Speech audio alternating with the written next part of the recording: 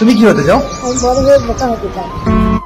আর রিকের এই ভিডিওটা কম বেশি কিন্তু আপনারা সবাই দেখেছেন, যেখানে কিন্তু একটা স্কুলের মধ্যে যখন একজন টিচার সবাইকে জিজ্ঞাসা করছিল যে তারা কি হতে চায়, তারা অনেকেই অনেক কিছু কথা বলছে, কিন্তু রিকের এই মন্তব্যটা কিন্তু পুরো সোশ্যাল মিডিয়াতে কিন্তু একবার ঝড়ের মতো কিছু ছড়িয়ে যায়।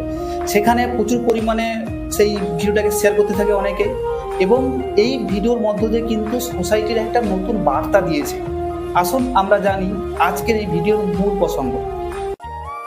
এই যে ঘটনাটির সূত্রপাত হয়েছিল বীরভূমের একটা প্রাইমারি স্কুলে, যেখানে ওই প্রাইমারি স্কুলের একজন টিচার তৃতীয় শ্রেণীর ক্লাস চলাকালীন সমস্ত স্টুডেন্টসদের জিজ্ঞাসা করছে তারা বড় হয়ে কি হতে চায়।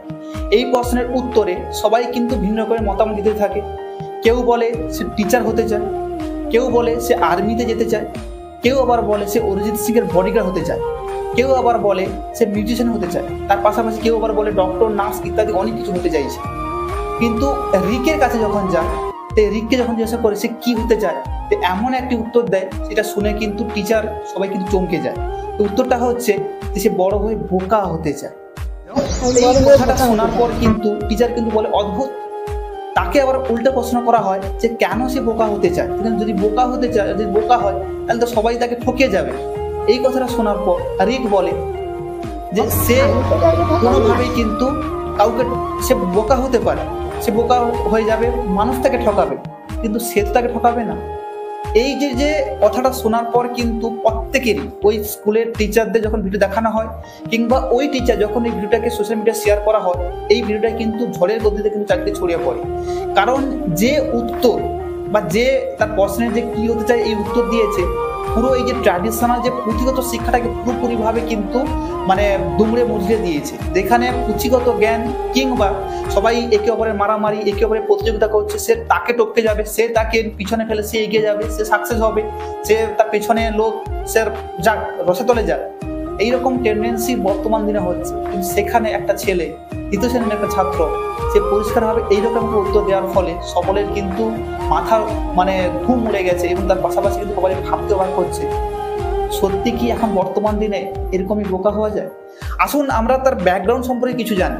বীরভূমের একটা প্রত্যন্ত পরিবারে রিকের জন্ম হয়, এবং রিকের বাবা অভিজিৎ বাবু কিন্তু মানে পেশায় দিনমজুর, তার মা কিন্তু বাড়িতে রান্না বান্না করে বাড়ির কাজকর্ম সামলায়।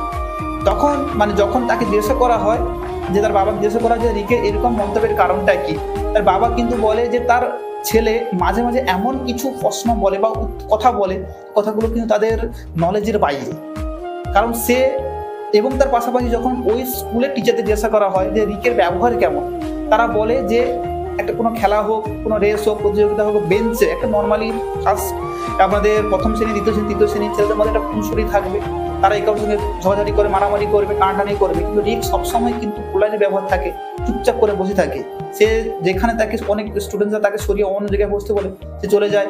খেলার সময় সে নির্দিষ্টভাবে খেলে, কাউকে হারিয়ে কারোর সঙ্গে মারামারি বা কারোর সঙ্গে কোনো কিছু ছিনিয়ে নেওয়া ইত্যাদি কিন্তু টেন্ডেন্সি থাকে না। তার মানে হচ্ছে রিক হচ্ছে একবারে সহজ সরল ছেলে। বর্তমান দিনে এই যে সহজ সরল ছেলেটার বা সহজ সরল ছেলে খুঁজে পাওয়াটা খুব মুশকিল। তো রিকের এই যে মন্তব্যে আপনাদের মধ্যে কি প্রশ্ন জাগে? সত্যি কি এরকমই মানুষ বা এরকমই ছেলে বর্তমানে থাকা উচিত? কারণ প্রথম থেকে রিকের এখন মনটা হচ্ছে ফুলের মতো।